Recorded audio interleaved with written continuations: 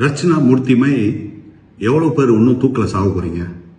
சிங்கப்பூருக்கு ட்ராக் பண்ணிட்டு போய் நல்லா சிந்திங்க மக்களே. எல்லாமே யார் யார் சிங்கப்பூருக்கு வேலைக்கு போகிறீங்க, யார் யார் மைண்டில் வந்து பணக்காரனாகவும் ஷார்ட்கட்டாக ட்ராக்ஸ் எடுத்துகிட்டு போயிட்டு சிங்கப்பூரில் ரிங்கேட்லேருந்து டாலராக மாற்றி ட்ராக்ஸை விற்றா பெரிய பணக்காரனா என்ன சிந்திக்கிறீங்களோ, தட்சிணாமூர்த்தின்ற ஒரு ஆள், அது ஒரு பாடமாக இருக்கட்டும் உங்களுக்கு.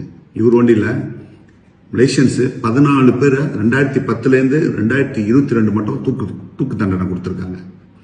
அதில் 11 பேர் இந்தியன்ஸு, 2 பேர் மலைக்கானவங்க, ஒரு ஆள் வந்து சைனீஸு.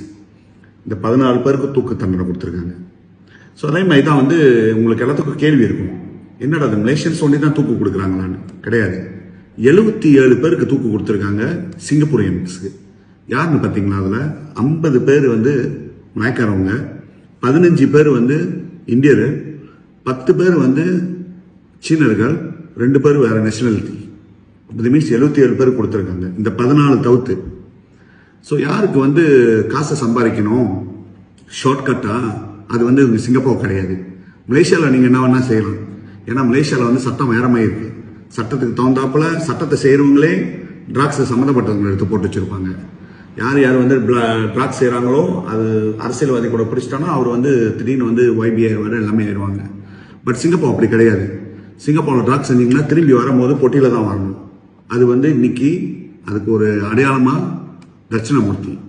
ஸோ அவங்கள அரசாங்கத்தை சொல்லி ஒன்றும் இல்லை, நீங்கள் வந்து அரசாங்கம் வந்து சரியில்லை, மனித உரிமை மீறுறாங்க, அதெல்லாம் கிடையாது. ஏன்னா சிங்கப்பூரில் சட்டம் இருக்குது.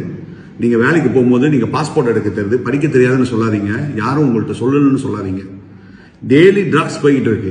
பிடிச்சவங்க தான் இவங்க எத்தனை வாட்டி உள்ளுக்கு இப்போ ட்ராக்ஸ் எடுத்து போனாங்கன்னு யாருக்கும் தெரியாது. ஆனால் சிங்கப்பூர் அவங்க மக்களை வந்து ஃப்ரீ ட்ராக்ஸ் ஆக்கிறதுக்கு அவங்க இந்த மாதிரி சட்டத்தை வச்சிருக்காங்க. ஸோ அந்த சட்டத்தை மதிக்கணும்.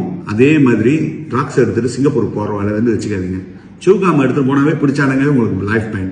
இதில் ட்ராக்ஸ் எடுத்துட்டு போனால் திரும்பி வரும்போது பொட்டியில் தான் வரணும். தயவு செஞ்சு வெளியில் எல்லாத்திட்டையும் சொல்லுங்க, சிங்கப்பூருக்கு போகிறோன்னா பார்த்து போயிட்டு வர சொல்லுங்க.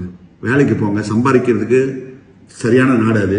நீங்கள் இங்கே வந்து நல்லா சம்பாதிக்கலாம். அந்த நாட்டில் டாலரை மலேசியாவுக்கு மாற்றினா எவ்வளோ சம்பளம் கூட உங்களுக்கு.